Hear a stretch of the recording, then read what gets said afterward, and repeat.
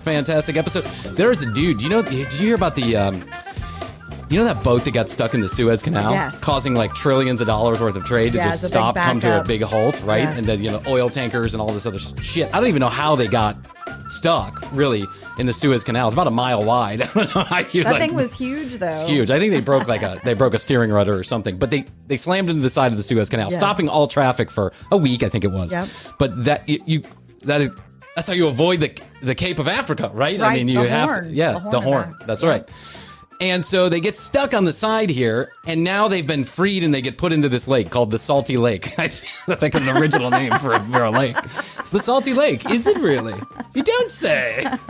Jim, what should we call the lake? I don't know. It's awful salty. Let's call it salty. Yeah. So they get stuck in the salt. So now they're in the Salty Lake, waiting for whatever. They're like in quarantine. In the they're Salty Lake. That is quarantine. It's more like jail because the Egyptian government now says that this company, the Chinese company that owns the boat, owes them $500 billion for stopping this trade and, for all this other bullshit that the Egyptian government is just kind of making up. Like, if you read what the actual charges are, it's like $300 billion and, trouble. It just says like trouble. It's no specification.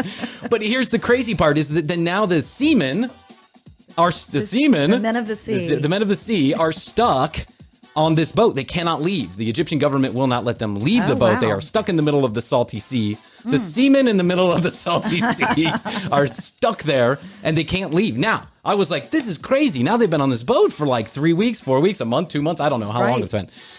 Clearly, someone's got to go and help these guys, right? There's like 12 of them that are stuck there. Well, I go and I do some research. This happens all the time. Really? There's a guy who was stuck for 4 years on a boat. 4 years? One guy on a huge tanker full of like cars and shit and, corn. I don't know what they send on those boats. Everything from my, my cup here to oil. Yeah. And the guy gets stuck in there for 4 years waiting for someone to let him off the boat. They're just crazy. They ferry him food and stuff. So he's the only guy on this entire tanker stuck in the salty sea for 4 years. Oh my God. My time on the salty sea. Now, reporters have gone over to the boat and done reports on him. Yeah, they're keeping an eye on him and the Red Cross and stuff like that. And he says, Okay. He's like, that's rent I didn't have to pay for 4 years. My apartment back home's not so great. Exactly. I don't like my wife all that much.